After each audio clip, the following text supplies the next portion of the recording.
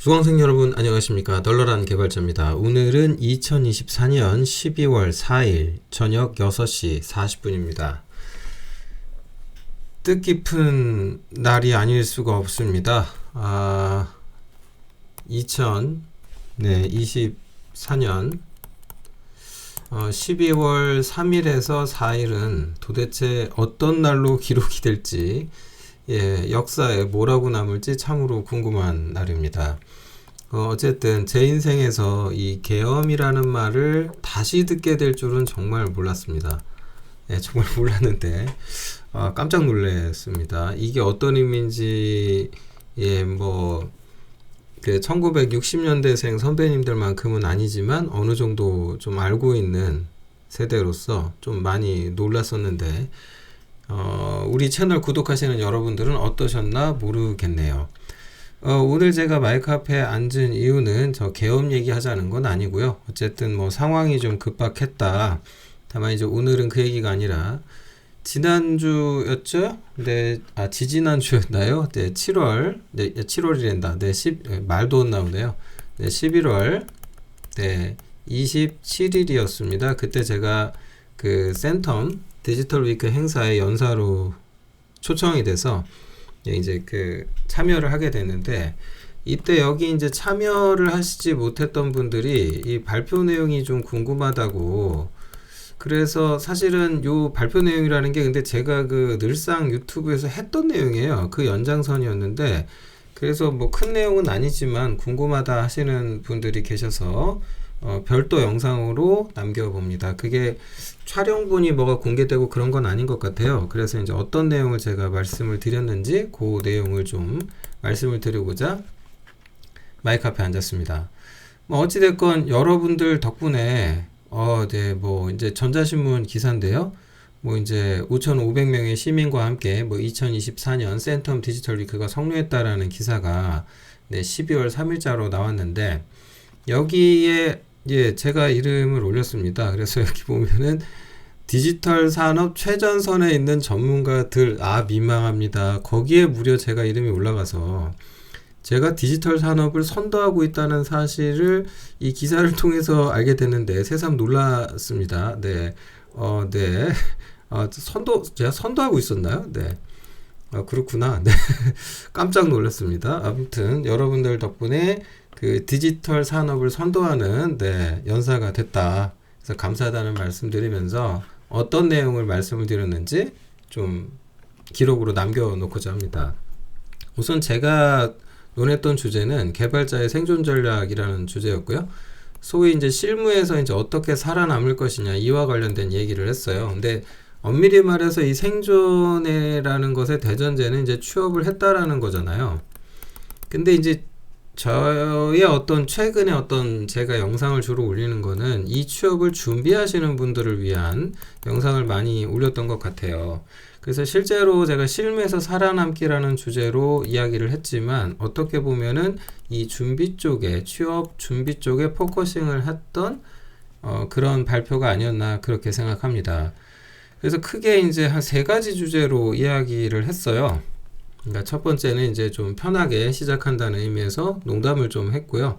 그리고 이제 그 농담을 통계 자료를 근거를 가지고 몇 가지 농담을 했습니다. 그 다음에 그 실력이라는 부분, 이건 뭘 실력이라고 우리가 규정할 수 있는가, 요거는 특히나 여러분들이 많이 아실 만한 늘상 봐왔던 내용이고요. 그 다음 마지막으로는 코드 리뷰와 관련된 이야기를 좀 언급을 했습니다.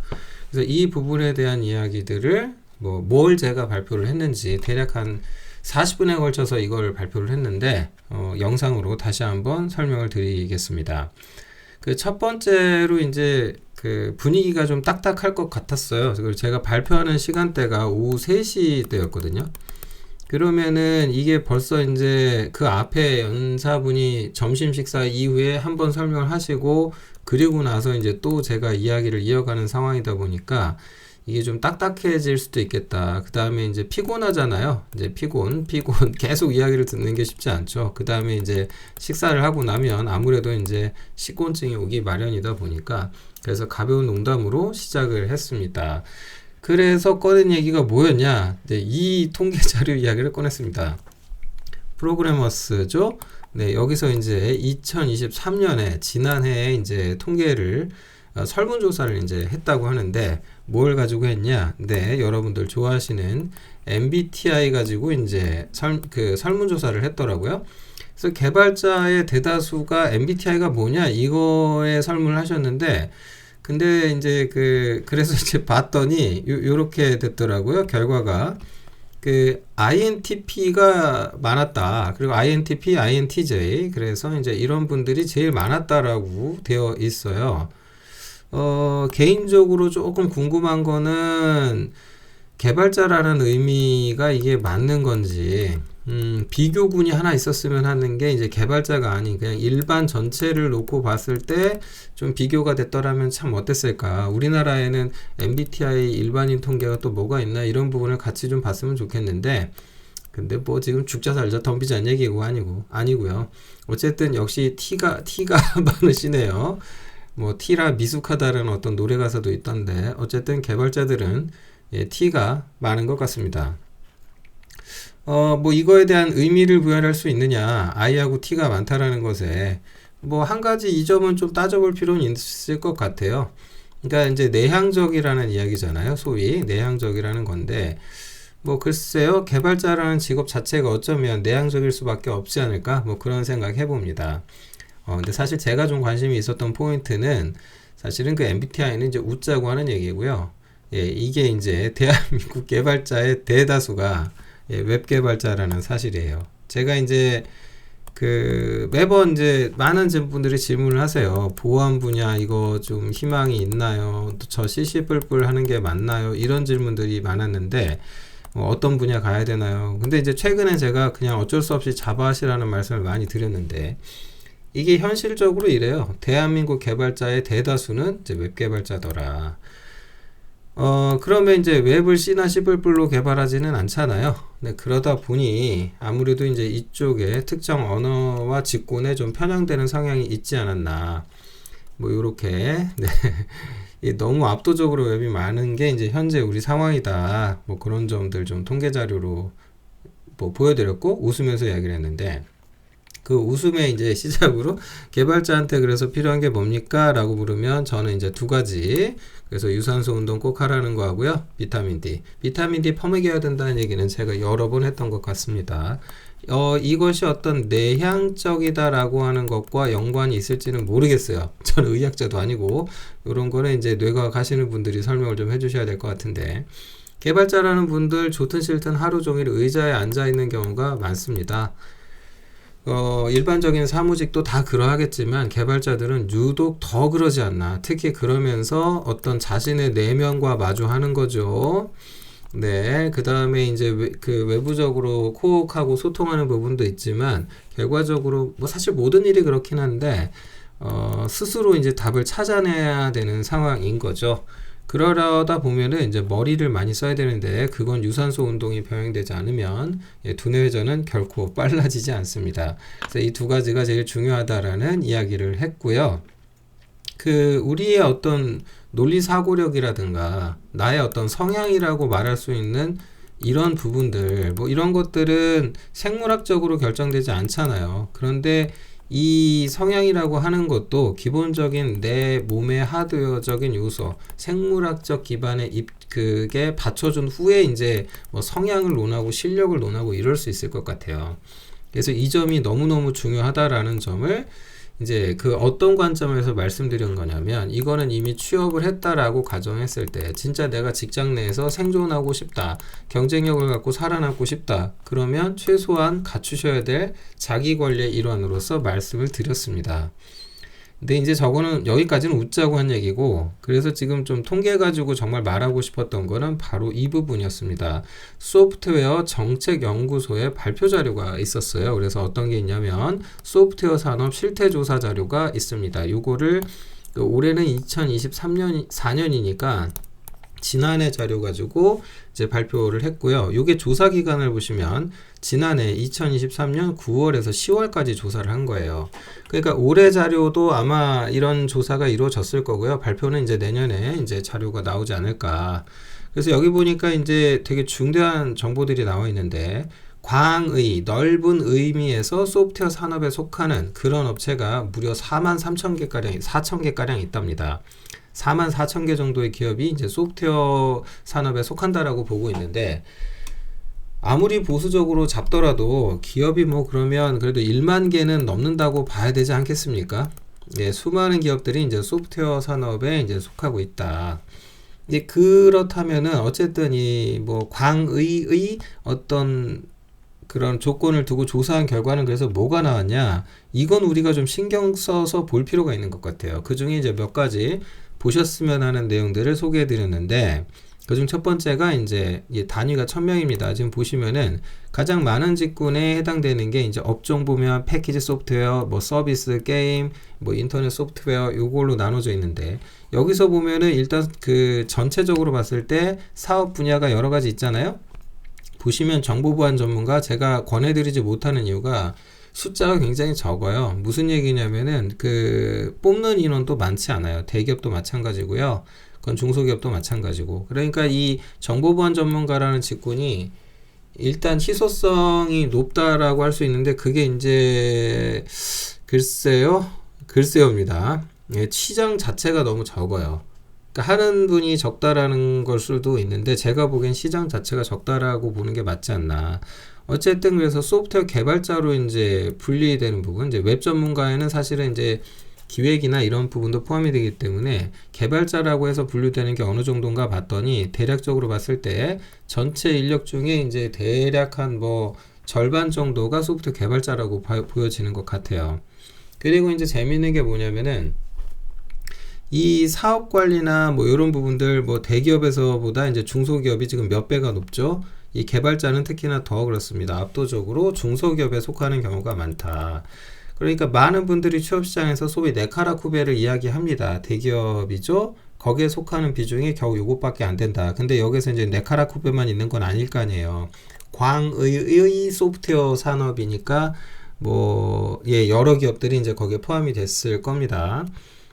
이런 점들은 우리가 좀 눈여겨보실 필요가 있지 않나 생각이 되고요. 그리고 이제 언어별로 보니까 이게 참 재밌는 결과가 나왔는데, 일단은 조사 결과에서 이 내용에서 여러분 눈여겨보셔야 되는 게 복수응답이라는 겁니다. 그러니까 한 사람이 여러 프로그래밍 언어를 할 수도 있다라는 거겠죠. 어떤 분이 저 C, C++도 하는데요, 저 자바도 합니다, 이렇게 됐을 거라고 보셔야 된다는 얘기입니다. 근데 여기서 이제 눈여겨보셔야 될 자바 분야, 그러니까 전체 개발자의 대략 70 몇 %가 웹 개발을 한다라고 했는데, 뭐 그렇다고 다 자바를 하시는 건 아니겠죠. 자바스크립트를 하시는 분도 계실 테니까요. 그러니까 이제 웹이라고 얘기하면 대략 이렇게 보시면 좋을 것 같긴 해요. 프론트 백엔드 합쳐가지고. 그죠? 네, 자바스크립트 하시는 분들은 이제 그렇게 볼 수가 있는데, 어찌되었건 생각보다 놀랍도록 많은 게 바로 이 C++ 분야입니다. 이 분야를 할 수 있어 라고 응답하니까 업무에서 이걸 쓰고 있다는 거죠. 이 비율이 지금 자바랑 비교해 보세요. 만약에 C샵까지 합치잖아요. 그럼 어떻게 되냐면은 이게 윈도우 계열 개발이다 이렇게 말을 할 수는 없겠지만, 왜냐면 이제 리눅스 전문 C++ 개발하시는 분도 많을 테니까 이 숫자 자체가 결코 적지 않아요. 네, 그러니까 이걸로 미루어서 좀 생각을 해볼 수 있는 몇 가지 중에 하나가 뭐냐면, 이런 겁니다. 자바만 해가지고 내가 이것밖에 못해요 라고 했을 때 내가 택할 수 있는 선택지가 그만큼 적어진다는 거예요. 그리고 이제 또 눈여겨봐야 될 거는 이 자바하고의 어떤 격차라고 하는 부분들이 대기업에서 보니까 어때요? 생각보다 더 적어지는 느낌이 좀 있지 않습니까? 어찌됐건 뭐 중소기업이든 대기업이든 뭐 따져보면 이제 중소기업 쪽에 이러거나 저러거나 이제 인력 비중이 이제 큰 거는 맞습니다만, 이 점은 여러분 한번 좀 생각해 보셨으면 좋겠어요. 이 부분은 네, 정말 많이 생각을 좀 해줬으면 좋겠다. 생각해 볼 분야다. 결과적으로 제가 보기에는 뭐 아마 자바만을 공부하셔가지고 입사를 하셨더라도 어쩌면은 C++까지 병행해야 될 가능성이 높을 텐데, 그게 일반 중소기업보다는 대기업일 가능성이 높지 않을까라고 추정해 봅니다. 네, 대기업일 가능성이 높다라는 생각이 조금 들어요. 뭐 객관적 근거는 조금 더 찾아봐야 되겠지만 개인적인 느낌적 느낌입니다. 근거는 좀 없는데 대기업으로 갈수록 저 둘을 구별하지 않을 가능성이 높아지지 않을까라는 생각이 듭니다. 특히나 이제 그 300인 이상 종사자 구간을 보니까 여기는 자바하고 C++ 차이가 얼마 안 나요. 그죠? 근데 5인 미만으로 가봐도 뭐 이제 뭐 패키지 개발이랑 뭐랑 보면 이제 엇비슷해지죠. 그러니까 어쨌든 이제 소위 그 테크 기업이라고 말하는 쪽에서 C++를 쓰는 경우보다 이제 자바 쓰는 경우가 이제 더 많죠. 서비스 개발할 때는 이제 웹 개발, 웹 환경으로 운영되는 경우가 많아서 그런 것 같기도 하고요. 어쨌든 이런 통계는 한 번쯤 볼만한 통계가 아니었나라고 생각이 듭니다. 역시 이제 그 매출 베이스로 가보면 이게 조금 더 티가 나는데, 뭐 이제 자바 쪽이 이제 이쪽 웹이라고 할 만한 부분들이 훨씬 더 많아져요. 네, 1000억 이상으로 넘어가면 그 네카라 쿠베 얘기하시는 부분이 이제 주로 이런 쪽이겠죠. 그래서 이제 10억 밑으로 내려가면은 조금 또 상황이 달라져요. 네, 인원이 이제 이쪽에 많이 들어가 있죠. 이쪽 부분에. 예, 생각보다 많이 들어가 있는데, 이거는 이제 이것만 봐도 이제 그 조금 뭐라 그럴까, 이제 일정 수준 미만의 SI 업체일 가능성이 상당히 높지 않나? 그런 생각이 좀 많이 듭니다. 네, 그래서 이제 개발 언어별 전문 인력의 변화량을 보면 이것도 재밌는데, 일단 어떤 이유 때문인지 모르겠는데 숫자가 점점 늘어요. 숫자가 점점 늘고 있죠. 네, 점점 증가하고 있습니다. 이렇게. 근데 그건 C++, C샵도 마찬가지인데 특히 뭐 이제 C샵 분야가 조금 많이 늘지 않았나 싶고요. 자바 분야도 보면 인원이 점점 늘어요. 이거 이렇게 보면은 이제 알 수 있는 게 뭐냐면 일단 어쨌든 개발자를 많이 필요로 한다라는 것로 이제 설명을 할 수 있을 것 같아요. 좋든 싫든 뭐 다 하셔야 되지 않을까? 여기 생각이 듭니다. 좋든 싫든, 네. 뭐 어쩌겠어요. 네, 세상이 그렇다는데. 근데 요게 이제 저는 제일 중요하다고 생각을 하거든요. 이 통계가 정말 중요하다. 저는 그렇게 생각하는데, 기업한테 물었어요. 채용시장에서 가장 애로사항이 뭐냐라고 했더니, 이게 1등이에요. 와, 너무하지 않습니까? 이게 1등이라고 필요한 역량을 갖춘 인력이 부족하다라고 하는 게 이게 1번이었어요. 특히 어디가 게임 쪽이 압도적으로 그 얘기를 많이 했고요. 그러니까 한마디로 말해서 역량만 돼주면 지금 게임 개발사들은 뽑을 준비가 돼 있다라고 봐도 될 것 같아요. 제 개인적인 생각인데. 그리고 이제 규모를 봐도 대기업 쪽에서 그런 말을 더 많이 했다라는 거예요. 진짜 인재가 없다. 그래서 이제 같은 맥락의 말 아닌가요? 우수한 인력의 입사 지원이 부족하다. 그러니까 다들 공부 잘하고 실력 있는 학생들이 뭐 의대 가고 뭐 이러다 보니까 이제 그 전문 연구를 수행할 수 있는 뭐 이제 컴퓨터 공학 전문가 숫자가 전에 비해서 많이 줄은 게 아닐까? 그런 생각을 좀 해볼 수 있을 것 같습니다. 어쨌든 이렇게 높은 비중으로 특히 게임 쪽에서 인력이 부족한 이유로 지목한 내용치고는 이게 참 의외라는 생각을 할 수 있을 것 같아요. 그리고 게임계의 또 다른 재미있는 것 중에 하나가 입사 부적응 및 조기 퇴사하는 가능성이 정말 낮아요. 그래서 게임 쪽 가시는 분들은 뭐 이 점을 조금 생각을 좀 하셨으면 좋겠다라는 말씀을 좀 드려보고요. 어쨌든 뭐 지금 여러분들이 이제 취업을 준비하시고 이러는 상황이시라면 이런 점들 좀 잘 생각하셔가지고 전략을 짜도 좋겠다라는 말씀 드려봅니다. 그리고 이제 제가 마지막으로 언급했던 통계가 뭐냐면은 저 인프런에서 이제 제 강의 이제 수강률을 좀 봤어요. 근데 이게 지금 보시면 수강을 완강하신 분들 있죠. 90% 이상 보셨으면 완강이에요. 근데 겨우 몇 %밖에 안 되냐면 이게 25%밖에 안 돼요. 그러니까 인강의 일반적인 어떤 수료율, 그러니까 완강률이 굉장히 낮아요. 그래서 다른 강사님 거를 제가 못 봐서 모르겠는데 저는 이 정도면은 완강하시는 분들 숫자는 비교적 상대적으로 높은 편이다라고 생각을 하고 있어요. 그러니까 저의 어떤 수업을 들으시는 분들이 근데 그에 반해서 또 0에서 9% 야, 네. 이게 이제 거의 절반가량이 여기가 이제 네, 이 구간이 제일 많다. 무슨 얘기냐? 이거는 그러니까 사놓고 안 본다는 얘기거든요. 사놓고 안 보신다는 얘기인데 그 이유 중에 하나가 뭐라고 저는 설명이 되냐면 이건 불안해진 거예요. 그러니까 내가 지금 취업을 해서 회사에 다니고 있어요. 그래서 회사에 다니는데 내가 이제 거기에서 밀리지 않으려면 나도 자기 개발하고 공부는 해야 되겠는데, 그래서 벌어지는 게 이제 책도 사고요, 강의도 사고요. 그런 다음에 그냥 쟁여놓고 안 보는 거죠. 불안해서 안 보기도 하고요. 시간이 없다라는 어떤 그런 마음에 쫓기는 마음 때문에 이제 안 보게 도 되는데, 사놓기라도 했으니까 언젠가 볼 거라는 스스로에 대한 희망이라고 해야 되나? 하여튼 그런 이유 때문이 아닐까라고 그냥 조심스럽게 추정을 해봅니다. 물론 이제 개 중에는 조금 보다 보니 이 사람 하는 말 쓸데없구만, 내가 돈 아깝네, 볼 필요가 없었어, 이런 결정을 하신 분들이 포함되어 있을 거예요. 그렇다라고는 하더라도 어찌됐건 저는 이쪽이 좀 생각보다 많지 않나 그런 생각이 듭니다. 그래서 이 표에 주목을 해주세요. 기업은 지금 현재 이렇습니다. 어떤 분야건 전부 다 인력이 부족하다라는 말은 늘 있어 왔고요. 근데 그 인력 부족의 전제 조건은 그겁니다. 필요한 역량을 갖춘 인력이 없다라는 거예요. 그러니까 지금 취준하시는 분들은 이 점에 유의하셔서 포커싱 하셔서 전략을 좀 잘 세우시기 바랍니다. 그러니까 이것만 보더라도 여러분이 꼭 신경 쓰셔야 될 거는 기업의 인재상이라고 하는 것이 무엇인지를 좀 알고 거기에 본인을 맞춰가지고 가실 생각을 하셔야 한다. 그 전략을 제대로 고민하지 않으시면은 안타깝지만 본인에게 기회가 주어지기가 쉽지 않을 것 같다라는 말씀 드려봅니다. 네, 발표 자료의 상당 시간을 요런 데 썼습니다. 일단 이게 첫 번째로 했던 주제고요. 두 번째 주제 다음 영상에서 다루도록 하겠습니다.